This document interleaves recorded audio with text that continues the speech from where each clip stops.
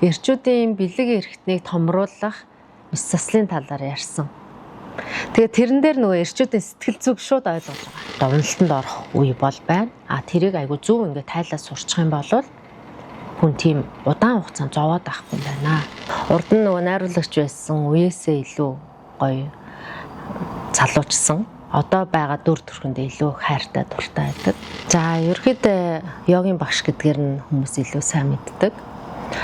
Миний яг үндсэн мэргэжил бол кино найруулагч мэргэжилтэй. 2015 он хүртэл ерөөхдөө яг үндсэн мэргэжлээрээ ажиллаж байсан. Тэгээд сүүлийн 11 орчим жил бол яг энэ йогийн салбар дээр бол ажиллаж байгаа. Тэгээд намайг Туул гэдэг. За йогийн багш.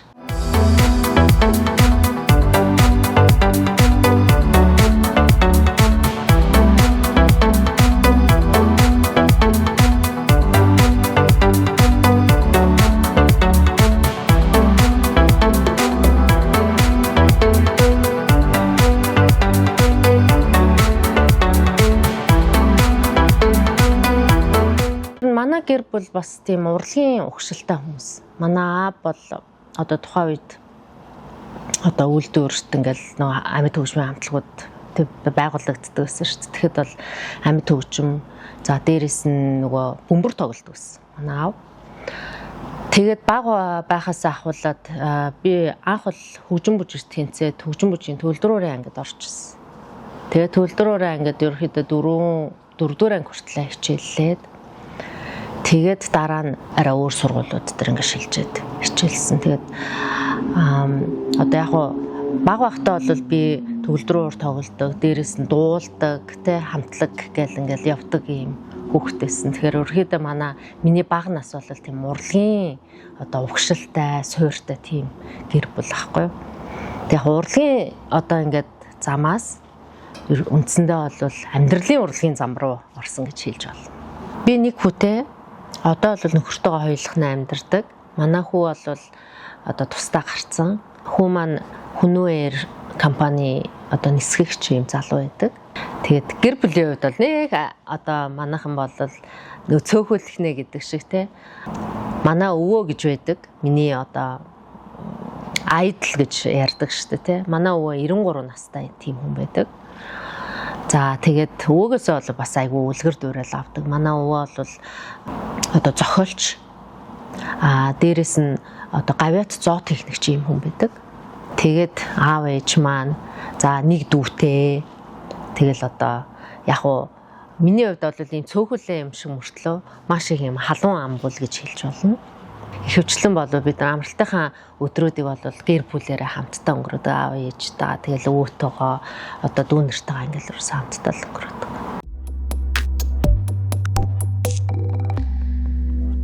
Би илүү юуг чадах вэ те бусдад илүү юугаар үйлчилж чадах вэ ч гэдэг юм уу тусалж чадах вэ миний өгөх зүйл юу вэ гэл ингээл хайж явсараад явахт учирсан байдیں۔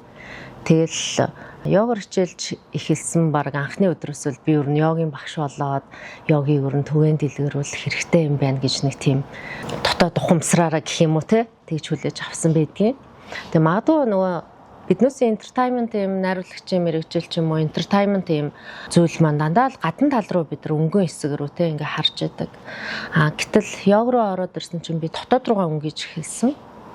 Илүү нөгөө амьдралыг нэг юм өөрийнхөө дотоодыг ойлгож таньсан гэх юм уу илүү гоё тайван амар амгалан тэг гоё урссан нэг тийм гоё мэдрэмжийг авсан учраас ер нь бол хүн төрөлхтөнд асар их чухал юм байна. Одоо орчин үед бол ийм их хэцүү одоо тэг стресстэй өрсөлдсөн ийм нийгэмд ерөөсөө хүн дотоод руугаа маш сайн өнгөх одоо шаардлагатай байдаг юм байна. Ингэснээр хүн болгон ингээд амар амгалан сайхан сэтгэл санаа тайван байх юм бол энэ улс их орын дэлхийн ертөнц маань өөрөө их гоё амгалан болох юм байна гэж надад бодогдчихсэн. Нэг том мөрөөдөлтөд орж ирж байсан. Тэгээд яг ингээд йогоор хичээлээд ингээд яваад утсан чинь эхлээд бид нар нөгөө хүнд ингээд таниулахын тулд өөрийнхөө учрыг олох хэрэгтэй, шаардлагатай байдаг юм байна. Тэгээд өөртөө ажиллаж эхэлсэн. Сүүлдээ бүр сэтгэл зүйч судалж эхэлсэн тий. Найруулагч мэрэгжил өөрөө сэтгэл зүйч хүн судлаач гэж хэлж болдог. Тухайн үед бол урлагийн талаас хүн судлаач хийгээд явж исэн бол одоо бол яг одоо тэр дотоод тэ сэтгэлээсээ хүн ер нь ямар байх ёстой энэ олон хүмүүсийн онцлог шинж чанар за цаашлаад энэ сэтгэл зүйн эрүүл мэндийг бид хэрхэн хамгаалах хэрэгтэй ингээд тэр талаас нь илүү сайн судалж эхэлсэн. Манай ар гэр бол гоё дэмжижсэн. Манай харин одоо нөө эргэн тойрон найз нөхөд ажлын тэ хамтрагч ингээ хүмүүс бол үнэхээр гайхажсэн. Юу одоо ингээд чи баг юм entertainment найруулагч хийгээд ингээ явж исэн хүн. Тэгээ бусдын клипийг, нэвтрүүлгийг за тэгэл ингээд уран бүтээл хийдэг хүн, тэ кино хийдэг хүн яад ингээд сонин шал өөр одоо болчваа гэл тэ тэгж гайхажсэн. Тэгээ одоо бол магадгүй нөгөө аливаа зүйлийг цаг хугацаа ангаана гэдэг шиг цаг хугацаа хүлээн зөвшөөрүүлсэн гэх юм уу те. Одоо харин юу гэж ярьдгөө гэхээр илүү ингээ гоё мэрэгжил юм уу те. Гоё ингээд өөрчлөлт хийсэн л гэж ярьдаг. Тэгээ яг бол хүнийг эрүүлжүүлдэг, амраамгаланд хүргэдэг. За тэгээд бид нөгөө өвдснийхаа дараа те эрүүлж гэж биш өвдгөөсөө урьдчилан сэргийлэлт хийх арга зам бол ялцчихгүй йог. Йог бол амьдралын урлаг гэж тий амьдрах урлаг гэж бод нэрлэдэг. Урд нь нөгөө найруулагч байсан үеэсээ илүү гоё залуучсан. Одоо байгаа дүр төрхөндөө илүү хайртай дуртай байдаг.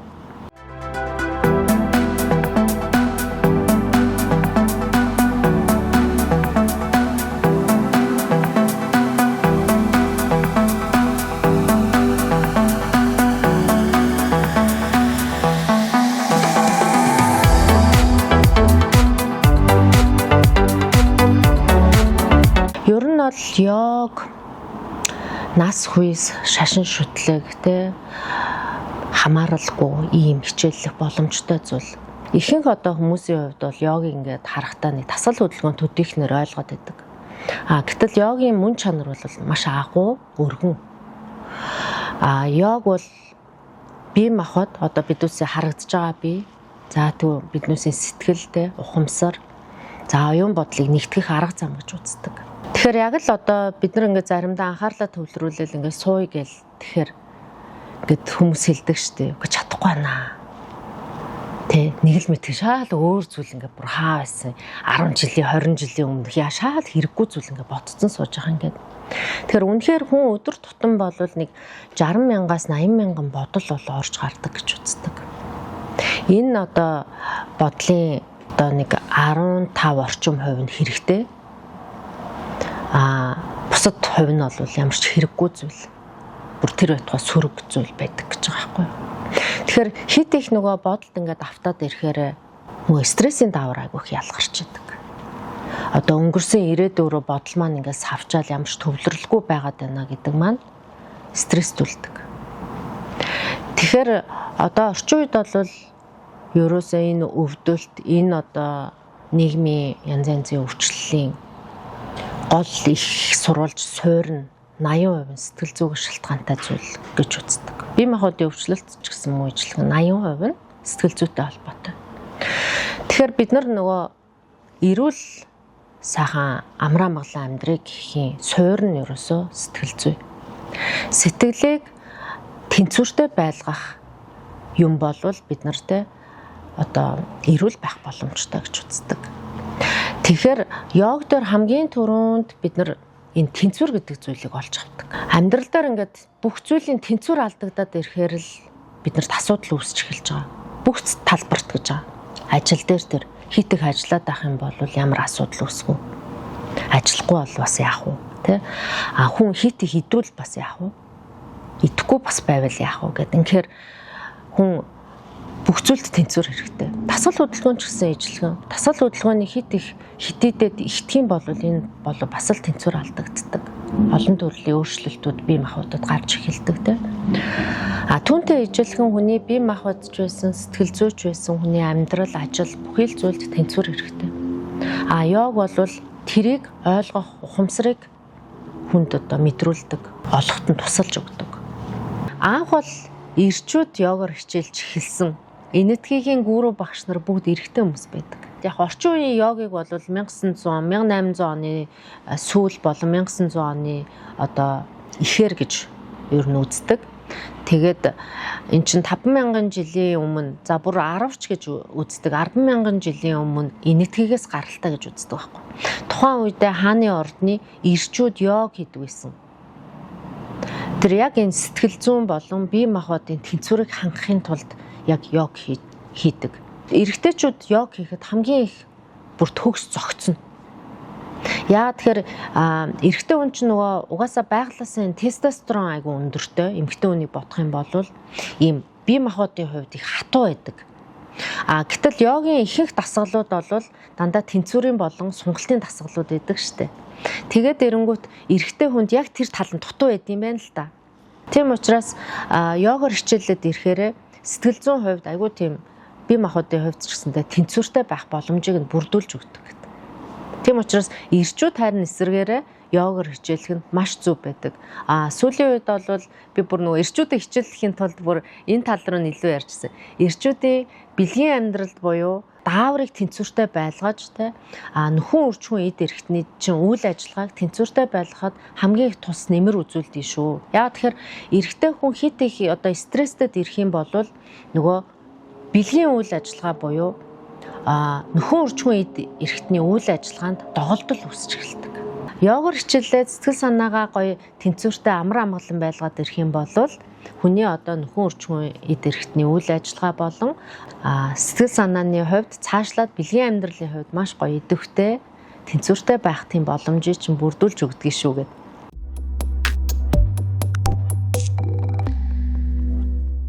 Заавал одоо энэ сексэд тэр том бэлэг эрхтний шаардлага байдаг юм уу? Жохон ч гэсэн бүдүүн болгохгүй болохгүй хэмжээний бас тийм нэг хөгжлүүд байна. Богинохон эрхтэнтэй байж дээ тэрийг ингээ яаж урт сухдаг. Одоо хүний бэлэг эрхтний хэмжээ гэдэг зүйл бол генийн чанартай юу? Подкастууд хийдэг хамгийн сүүлд эмэгтэйчүүдийн дур хандлт гэдэг. Би өөр нь ихэвчлэн жоохон сэтгэл зүйтэй холбоод бэлгийн амьдрал чиглэл рүү нэлээд хийдэг байхгүй юу бас. Гэхдээ мэдээж зөндөө олон сэдвээр ярилцдаг л да. Тэгээ яг тэрний нэг юм хамгийн их хандлттай нэг юм подкаст байсан. Эрчүүдийн бэлэг эрхтнийг томруулах мэс заслын талаар ярьсан. Тэгээ тэрэн дээр нөгөө эрчүүдийн сэтгэл зүг шууд ойлгож байгаа байхгүй. Эмэгтэй хүн нүрээ яг ингээд гоё байлгахад илүү кайфтай гоё ялгадаг. Гоо сайхан тал руугаа илүү явдаг штэ. Гэтэл яагаад эрчүүд тийшээ явдггүй. Ирчүүд нэг тэрэнд ач холбогдол өгдөг юм байна л та. Тэр тийм нэг хүртэл үг байдаг штэ. Сармагчингаас нэг хуруу дэшээ байхад л болоо гэж нэг ярьдаг те. Тэнгүүт ирчүүд бэлгийнхаа амьдралд маш их ач холбогдол өгдөг. Тийм учраас бүр тренд болсон хамгийн одоо эрэлт хэрэгцээтэй подкаст болсон байдгийг тэр. Анх ингээд 10 жилийн өмнө энийг судалж байхад бол харцангуй бага болсон. Хүмүүс айгүй ойлгодоггүй ч гэдэг юм уу. Одоо энэ нэг тийм одоо манай Монголд бол ийм хаалттай сэдв маягтай байгаадсан. Одоо л харцангуй хүн болгон ерөөхдөө ойлгоцсон, мэдсэн амьдралдаас хэрэгжүүлээд явж байгаа. Тэгээ хүн хөлнөөсөө эхлээд хөгшөрнө гэж би хэлэх одоо туртаа үг байдгийн. Хүнийг нүүрнээс нь хөгшөрдөг л гэдэг. Яг үнэндээ бол арц гөрөлийн булчин энэ суур булчингууд сулраад ирэхээр хүн хөгшөрч эхэлдэг. Суур булчин чангалах тасгалууд гэдэг ингээд ирэхээр ганцхан нөгөө дотор булчин гэхгүйгээр яг одоо яд энэ хөлж шилэвтэй гуйны өгзөгний гэд том булчингуудыг бас давхар одоо чангалж хөгжүүлж өгдөг ийм тасгалуудыг хамттан зэрэгцүүлээд хийдэг. Тэгэхээр нөгөө йоны йог гэдэг эмэгтэйчүүдэд зориулсан тусгай. Йоны гэдэг маань хүний одоо эмэгтэй умайг хэлж байгаа байхгүй. Тэгээ йоны йогтой ингээ хослоод ирэхээр умай одоо эмэгтэй хүний арцаг ёроолын булчин суур булчингуудтай хөгжүүлсэн энэ дасгалыг хослуулж оруулж өгдөг. Одоо сэтгэл санаагаа тайван амар амгалан байлгаад одоо зөв йогийнхоо дасгалаар хичээллээд арцаг ёроолынхоо булчин суур булчингууд айгүй гоё сайн чанга байлгаад те ингэчих юм бол эмэгтэн айгүй тийм гоё залуугаараа үлдэх боломжтой гэж хэлж байна.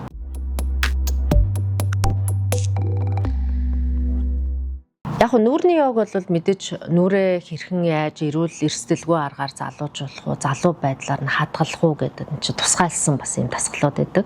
Нүрээрээ хийдэг. Гэтэл бид нар эмэгтэйчүүдийн одоо эрэгтэйчүүд ч хийж болно. Кегл гэд дасгалууд байдаг шүү дээ. Арцаг ёроолын булчин чангалах гэд. Энэ ч гэсэндээ яг дотоод суур булчин гэж чангалах айгуу чухал бас йогийн төрөл бас байдаг. Йоны йог гэдэг. Би бас йоны йог гэдэг хичээл заадаг, нүүрний йогийн хичээл заадаг тий. За анх бол угаасаа л халуун йог, хатха йог гэдэг биеийн йогийн одоо тасгалын багш болж исэн тий. Йогийн багш болж исэн. Тэгээд тэрнээсээ улбаалаад агаарын йог, нүүрний йог гэл бусад одоо йоны йогч гэдэг юм бусад төрөл рүү орж исэн. Тэгэхээр маш олон төрөл байгаа. Нурууны йог, жирэмсний йог тий. Гэт ингээд дотроо ингээд хүүхдийн йог гэдэг ангилагддаг. А тэр нь болохоор тухайн тэр хүмүүстэй зориулагдсан л одоо йогийн төрлүүд байгаа. А энэний эцсийн зогсоол нөгөө зорилго нь бол нэг л ижилхэн зүйл байна. Бие махбодын хувьд, сэтгэл санааны хувьд тэнцвэртэй эрүүл байх, амар амгалан байх гэдэг зүйл байна. Яг харьцангуй йог дээр бол энэ одоо сөрөг сул талыг бол маш бага. Бусад спортуудыг бодох нь маш бага гэж хэлж болно. Жишээлбэл йогоор бол одоо ингээд бусад спортууд дээр бол нуруу өвддөг хүн хичээлхийг хоригддог ч юм уу те жирэмсэн хүн одоо эрхлэхийг хоригддог ч юм уу юм байгаа шүү дээ. Гэтэл йог дээр тусгаалсан яг тэр хүмүүстэй зориулсан йог нь байгаа байхгүй юу? А мэдээж яриг одоо зарим нэг техникүүд дээр техник болгон дээр өөр гэж байгаа. Амьсгалын техник дотор хүртэл зүрх судасны ч юм уу даралт ихсдэг хүмүүсийн хийхгүй байх тасгал хийж болох тасгалууд ч гэдэг юм. Иймэрхүү тасгалуудаар дандаа ингээд одоо өөр байдаг гэж хэлж байна. Монголын йогчдын холбооноос зохион байгуулдаг йогийн фестивал гэж болдог. Тэр нь энэ сарын 16, 17-нд Blue Sky дээр болох юм байна. Тэгээ тэрэн дээр нөгөө анхлаад ингээд би йогийн аль төрлөөс эхэлж хичээлэх үү, йогийн аль төрөл надад таарах уу гэдэг ингээд эргэлзээд явж байгаа хүмүүс байдаг шүү дээ. Би нэг йогоор ингээд хичээлж эхлэмээр байна. Гэхдээ би ерөөсөө ингээд орж ерөөсөө чадахгүй байгаад нэг л алхачих хэрэгтэй байна гэд ярьж байдаг те. Тэгвэл энэ 5 сарын 16, 17-нд болох йогийн фестивал дээр ирээсэй гэж би урьмаар байгаа. Тэр фестивал дээр бол гадаадын болон Монголын шилдэг багш нар хичээл заан нийтдээ 40 орчим одоо төрлийн хичээлүүд 3 танхимд зэрэг явагдана. 2 өдөр болно. Тэгээд тэр одоо хөтөлбөрөөс нь ингээ харж аваад өөрийнхөө тэр орж үзмээр санагдж байгаа, сонирхмоор санагдж байгаа тэр одоо хичээлүүд дээр ороод тэгээд төрлөө сонгож болно. Лекцүүд, бяцлаглалын хичээлүүд, за биеийн бол анхан шатны болон бүр advanced хичээлүүдтэй агсан шатны ийм хичээлүүд явагдана. За тэгээд бас гоё сонирхолтой сэтгэл зүйн болон бусад одоо ингээд ийм лекцүүд явагдана. Тэгэхээр нөгөө альч одоо зарим хүн болов би одоо бие махбодын хувьд надад хийх тийм боломж байхгүй. Би энэ ч өвддөг, тэ өвдөг, нуруу өвддөг, тийм юм өвддөг гэдэг. Тэр тэрэнд нь зохицсон тийм хичээлүүд байгаа учраас тэгээд фестивал дээр хүрэлцэн ирээрээ. Тэгхийн бол йогтой, йогийн ертөнцтэй бүрэн танилцах тийм боломж бүрднэ.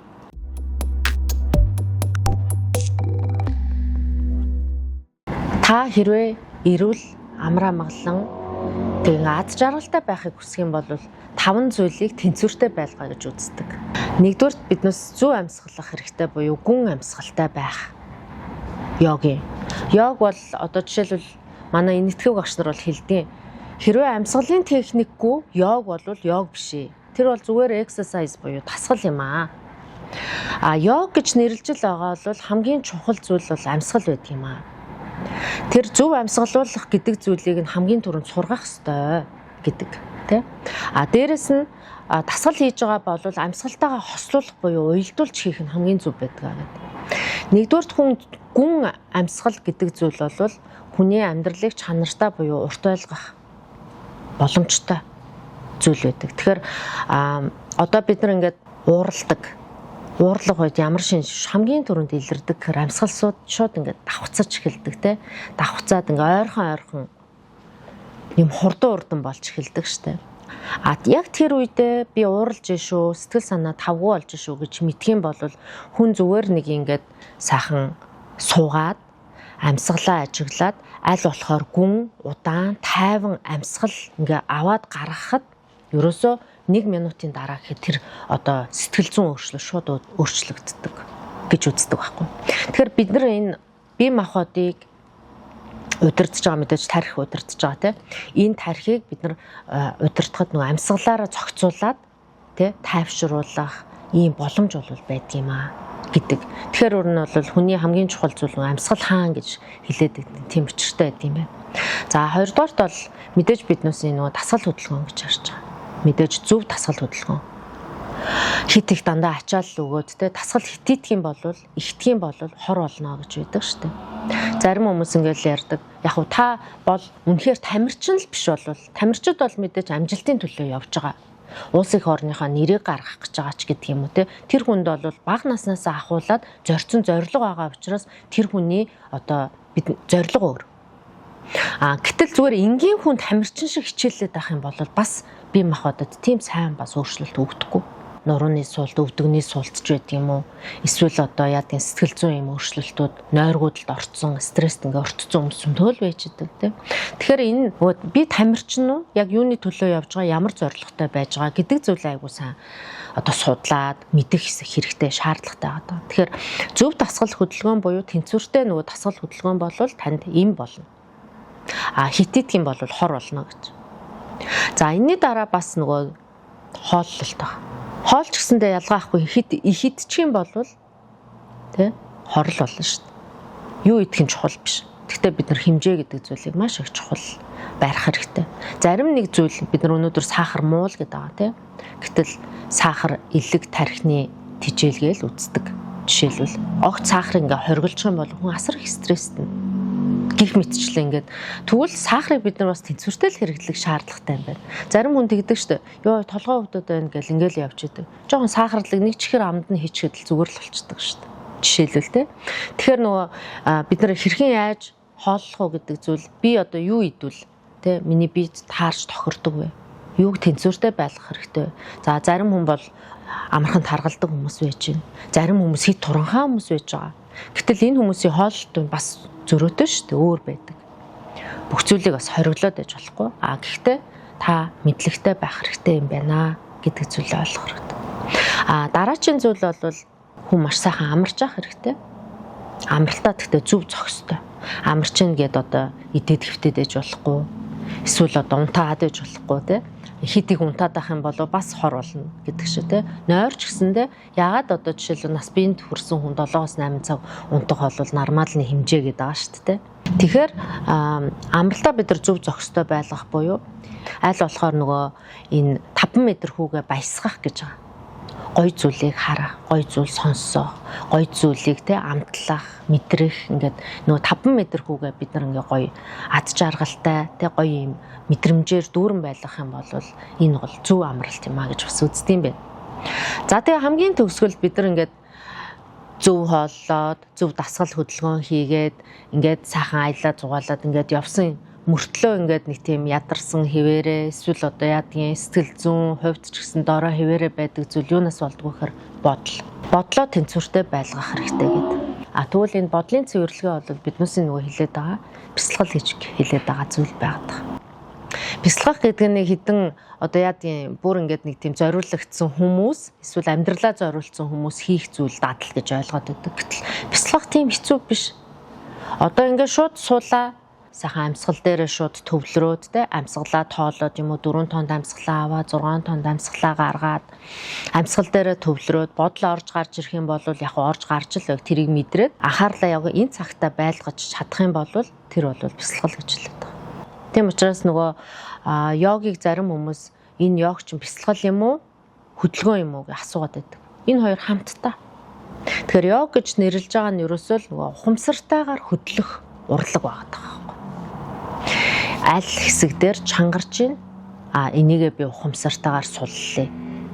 Аль хэсэгт өвдөж ийн тэ энэ дээрээ би одоо яадын төвлөрөөд одоо тэр дасгалыг хийч гэдэг юм те. Ухамсартай хөдлөх хөдөлгөөн бол йог юм а гэж хэлээд. Мэдээж яриг одоо энэ йогийн төвийг ажилуулж байгаа хүмүүсийн хувьд бол огт ашиг олохгүйгээр ажилуулна гэдэг чинь хэцүү шүү дээ. Энд чи амьдралаа юугаар залгуулж явах вүлээ те. Тэр нь бол анх хэцүү санагдчихсан. Миний хувьд бол. Тэгээ одоо ч гэсэн ингээ харж байхад йогийн төвүүд нэгддэг, айгу амархан буцаад ингээ хаагдчихдаг тий. Энэ нь юутай холбоотой гэхээр өөрөөсө доктортай ингээд ажиллах юм уу? Эдийн засгийн хувьд доктортай байхад жоохон хэцүү байдаг байсан. Одоо бол харьцангуй бид нар ингээ хамтдаа нийлээд нөгөө йогийн холбоо гэд байгаа. Энэ чиглэлдээ бас ингээд ажиллаад тий. Эрх зүйн болон бас ингээд бусад ингээд тэг бизнес талаас нь тусламж үйлчилгээ үзүүлэх тал дээр нь бас нэлээд анхаарал тавьж бас ажиллахыг хичээж байгаа Миний хувьд анх эхний одоо 7-8 жил бол яг тэр асуудал бол надад жоохон хүндрэлтэй байсан угаасаа. Болдог ч юм уу гэж нөгөө төрөний асуужсан те болдог ч юм уу гэж бодогдчихсэн үе бол байсан. Тэгэд яг тууштай явсан. Тэгээ би нөгөө өөрөө бас нөгөө юм менежмент, entertainment чиглэлийн хүн болохоор аль тал руу илүү бас ингэж явах уу гэдэг бас үнцгийг нь харсан.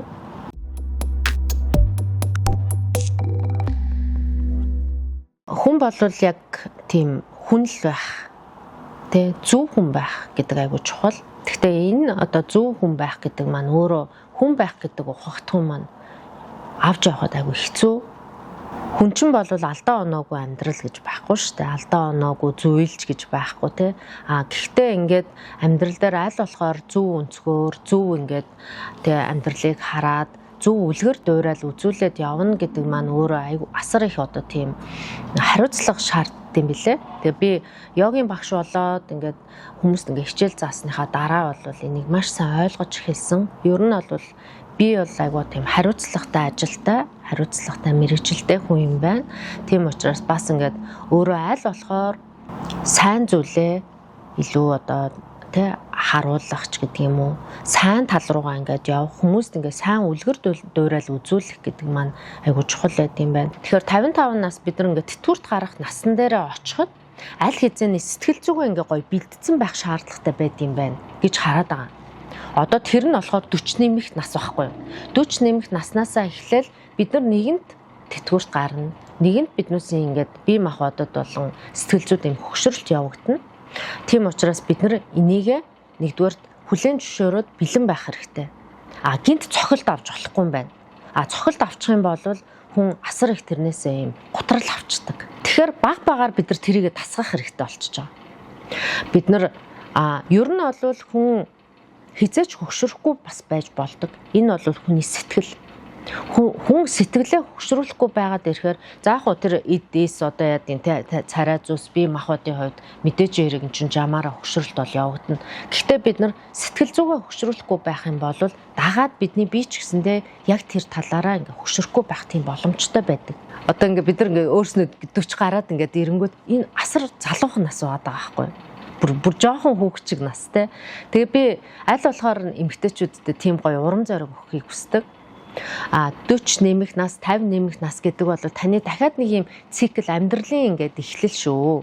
Дахиад шинээр та амьдарч эхэлж байна гэсэн үг ээ. Тийм учраас энэ насандаа гоё бэлэн байгаарэ. Энэ насандаа аль болохоор сэтгэл зүй бие махбодоо бэлдээрэй. Тэгээ таны одоо ингээд жишээлбэл сэтгэл одоо залуухнараа л байх юм бол бодол залуухнараа л байх юм бол та бие махбодын хувьд хөшөрөхгүй юм байх боломж байгаа. Тэгэхгүй тэгээд ихэнх эмэгтэйчүүдийн хувьд бол шууд айц тавтдаг. Яна гэл одоо ялангуяа ингээ би нөгөө нүрийн йогийн хичээл заадаг болохоор нүрийн йог заахаасаа илүү би бүр ингээ сэтгэл зүйн хичээл заамаар санагддаг байхгүй. Яа тэгэхээр нэг үрчлэн дээр нэг жоохон тийм унжилт сулралт ингээл өвгөнгүүт чи ингээл айгаал те би одоо яах ёстой вэ? Ингээ оюулчих уу? Ингээд оюулчих уу? Эсвэл ингээд мэс засал хийлэгч үү? Эсвэл ингээд шууд тарай байна уу?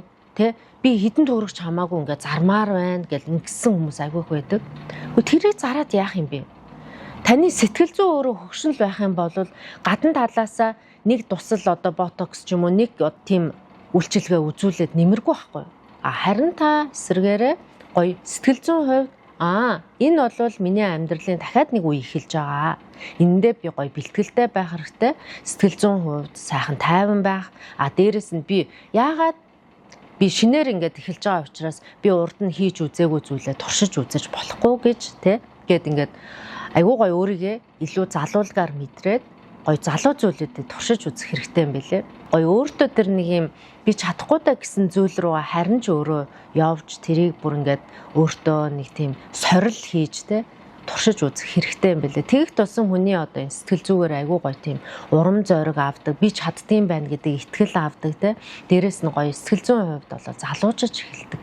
Тэгээ сэтгэл залуухан байх юм бол бүх зүйл залуухан байх боломжтой. Угаасаа хүн гэдэг чинь хамгийн том энерги гэдэг Нөгөө энергийн хуулаараа бид чинь оргуу хоосноос үүсэхгүй, нэгээс нөгөөд шилждэг тэгээд устдаж үгүй болохгүй гэдэг нэг юм квантын онол байж байгаа шүү дээ. Яг тэрнтэй ижилхэн энерги өөрөө За энерги гэдээ ярьж байгаа. Одоо сүүлийн үед бол тэр Японы эрдэмтэд усны бүтцийг ингээд бүр судлаад гаргацсан. Усанд юу хийлнэ? Талс яаж өөрчлөгдөж чинь? Сайн үг хэлэнгүүд сайхан талст. Муу хэлэнгүүд муу одоо ингээд талцтай болдог те. Сайхан зургийн хажууд усыг тавингууд сайхан одоо юм гоё хөөрхөн үзэсгэлэнтэй талцтай болдог. Тэгэнгүүт одоо яадгийн нөгөө алуурчин одоо тий муу хүний одоо тэр зургийн хажууд тавих юм бол усны бүтэц ингээд муухай олж өөрчлөгддөг гэд тий.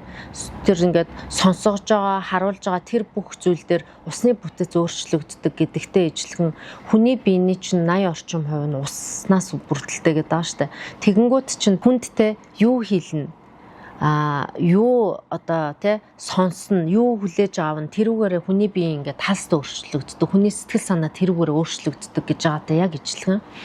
Хүн ер нь бол юу хүнд хэлнэ тэрийгээ өөрөө эргэж авдаг. Яг нөгөө дээшээ шидсэн чулуу яг өөрийн толгой дээр буудаг гэдэгтэй ижилхэн тэр нөгөө энергийн онол хүртэл байгаа.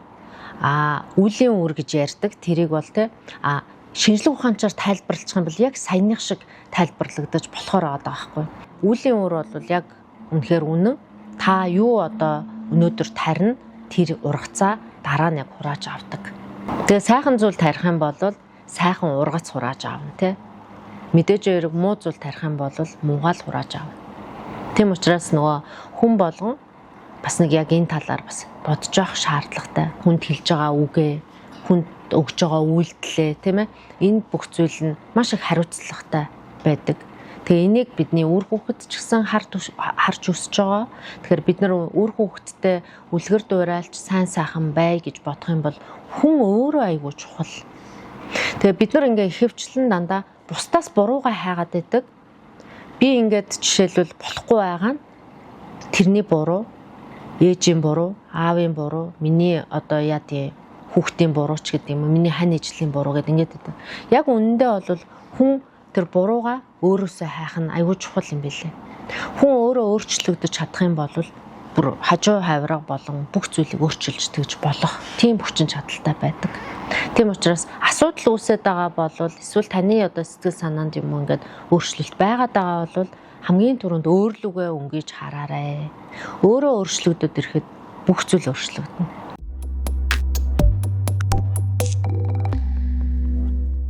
Сошиалч айгуу тийм хэцүү. Нэг талаар харах юм бол айгуу харанхуй бүдүүлэг муухай орчин байдаг. Нэг талаараа харах юм бол айгуу гоё гэгээлэг сайхан орчин байдаг. Тэр тухайн тэр хүн юу түгээхээс бас их шалтгаалдаг те. Зарим нэг тохиолдолд яг хөө зүгээр би ингээд сайн зүйлийг хэлмээр ингээд сайн зүйлийг үйлдээд байгаа хэдий ч гэсэндээ зарим хүмүүс орж ир сөрөг комментууд бичдэг тохиолдол байдаг. Гэхдээ би тэрийг юу гэж хардгуу гэхээр энэ хүн үнэхээр асар их одоо стресстэй, асар их одоо тий зовлонтой байгаа юм байна даа л гэж ер нь хардаг. Ер нь сөрөг одоо тэр комментуудын цаана дандаа тийм хүмүүс байд юм билээ. Ингээд нөгөө сэтгэл зүйч болоод ягаад ямар хүмүүс яг ийм байгаад байдгийг ингээд ер нь бодоод үзгээр те нөгөө сайн арах юм бол нийгэмшиж чадаагүй ч гэдэг юм уу, нийгэмдээ бүр ингээд уучраа олохоо болцсон байгаа тий өөрийгөө ингээ айгүй хүзэн ядаад өөртөө ингээ гутарсан байгаа хүмүүс ер нь ихэвчлэн хүмүүсийг дандаа ингээд доромжилж бүүлидэж кайф авдаг хүмүүс байд юм байна л да. Тийм учраас зүгээр одоо сүүлийн үед комментуудыг ч гэсэн ерөөдөө ялгадаг болчихсон. Аль болохоор өөрийнхөө пэйж дээр сөрөг комментууд байлгахыг хүсдэггүй. Яагаад тэгэхээр сөрөг комментууд хүнийг асар их стресстүүлдэг. Намайг биш, тэрийг үзэж байгаа хүмүүсийг асар их стресстүүлдэг. Тийм учраас ер нь бол сөрөг юм бичиж байгаа хүмүүсийг бол зүгээр л чимээгүй гоё блоклол тий эсвэл бол сэтгэлийн устгахчаад л болчихно. Анх бол тэрийг бас ингээ ойлгохгүй байх үед айгүй стресстэй байсан байхгүй юу. Тэгэхээр би ингээд яах юм тий би инглээгээд ямар ч үр дүнд хүрэхгүй. Би тэр хүнийг ч гэсэн өөрчилж чадахгүй. Тийм учраас зүгээр л чимээгүй хүн ингээл устгахчаа гэдэг тийм өрөөтэй болцсон одоо. Аль болохоор би одоо ингээд йог руу орсноос хойш бүх өнгийг ер нь тод болгохыг хичээж байгаа. Амьдралынхаа бүх өнгийг. Бараа үе байна те хүн мэдээж хэрэг ингээд жаргал зовлон.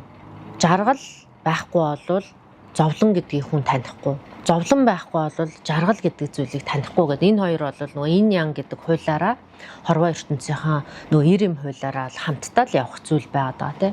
Гэхдээ зовлонгүй амьдрал гэж байхгүй. Хүн болгон зовлон тохиолдно, зовлон байгаа. Гэхдээ тэрийг яг ямар өнцгөөс харах гэдэг бол айгүй чухал байд юм байна. Йог руу орсноос хойш би бол тэрийг айгүй зөвтэй таньж хардаг болсон гэх юм уу. Би бусдад ч гэсэн бас тэрийг хэлж таниулж одоо зөвлөхийг хүсдэг болсон. Хүн болгон одоо дандаа ад жаргалтай явна гэж байхгүй шүү. Дандаа ад жаргалтай байна гэж нэг бодлын бүр баг эсэргээрээ сэтгэл зүйн асуудалтай болчихж байгаа шүү дээ. Ер нь бол тэ. Тэгэхээр ямар үед яаж даван туулах уу гэдэг зүйл чинь айгүй чухал юм бэлээ. Тэ. Зөв даван туулах. Жишээлбэл зарим хүний хувьд бол хит их баярлаад ирэхээр даралтаа их сэтгэл баярлдаг. Хит их ингээд зовлон үзээд ирэхээр бүр амиа оролтлоо хүртэл ингээд зовдөг юм тохиолдол байгаа штэ. Йог юунд илүү их одоо ингээд сургадаггүй гэхээр та юу ч тохиолдсон байсан сэтгэл зүгээ тэг төлөвт буюу тэнцвэртэй байлгахыг л суралцсан гэдэг тийм ухаан баггүй. Тэгэхээр тэрийг ингээд нөгөө амьсгалаараа нөгөө гоё ингээд нөгөө бие тайвшруулах те арга аргачлалаараа хэрхэн зөв даван туулах, хэрхэн сэтгэл зүгээ тэнцвэртэй байлгах вэ гэдэг арга ухааныг олоо сурчгаараа энэ нэг тийм зовлонгүй болчдөг. За мэдээж тохиолдох зүйл тохиолдохороо тохиолдно. Тэрийг би болвол одоо яг хүн мэдээж эрэг довнолтонд орох үе бол байна.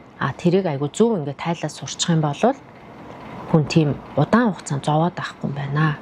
Тэгэхээр ерөөсөө л нэг тийм бид нар сэтгэл санаагаа тэнцвэртэй байлгах арга аргачлалыг орчин үед суралцах бол биднээсийн хамгийн чухал зүйлээ.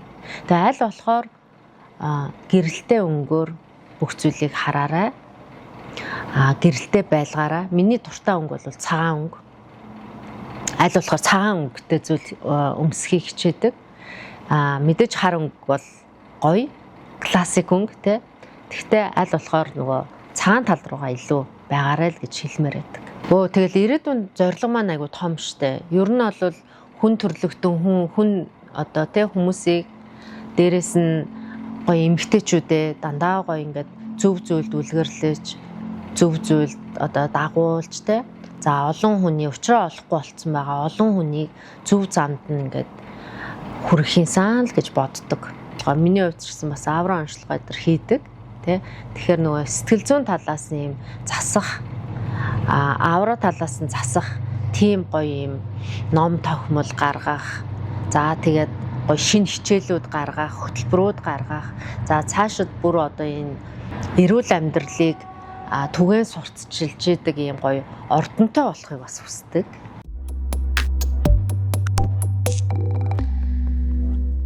Амжилт гэдгийг хүн болгон янз янзаар ойлгодог.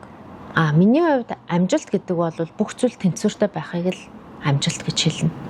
Яа тэгэхээр өөрийгөө амжилттай гэж бодож байгаа ихэнх хүмүүс ингээ харж байгаад магадгүй бизнес айгүй амжилттай байдаг. Гэтэл эрүүл мэнд байхгүй болсон байж байдаг. Эсвэл гоё эрүүл тэ бизнес нь амжилттай явж байдаг. Гэхэд өөр хүүхэд нь айгүй одоо хүмүүжлийн доголдолтой болцсон байдаг ч гэдэг юм уу те. Ерөөсөө амжилт гэдэг зүйл маань одоо ганцхан мөнгөтэй байхыг амжилт гэхгүй. Ганцхан одоо нэр хүндтэй олон танигдсан байхыг амжилт гэхгүй. Амжилт гэдэг маань бүх зүйлдээ тэнцвэртэй байх буюу бүх зүйлээ яг гоё тэнцвэртэйгээр авч явахыг л хэлдэг юм байна. Хүн эрүүл байх хэрэгтэй, сайхан нэр хүндтэй байх хэрэгтэй, зөв байх хэрэгтэй, тий? Гэр бүлдээ ачлалтай байх хэрэгтэй. За тэгээд өөр хүүхдээ сайн сайхан өсгөх хэрэгтэй. Биднээсийн баш том хүлээс үүрэг байж байгаа шүү дээ. Өөр хүүхдээ бид нар хүнд хэрэгцээтэй, бас ийм зөв сайхан хүмүүжлэлтэй сайн хүн болгох хэрэгтэй ч гэдэг юм уу те. За дээрэс нь бид нар одоо бусдад ингээ гоё үлгэр дуурайл үзүүлэх хэмжээний бас ёс зүйтэй, зөв одоо байх хэрэгтэй гэдэг. Тэгэхээр нөгөө ёс зүйн одоо хэр хэмжээг ч гэсэндээ бид нар бас өөртөө суулгасан зөв одоо байх гэдэг маань биднээсийн гол том амжилт юм байна гэж бодож байгаа.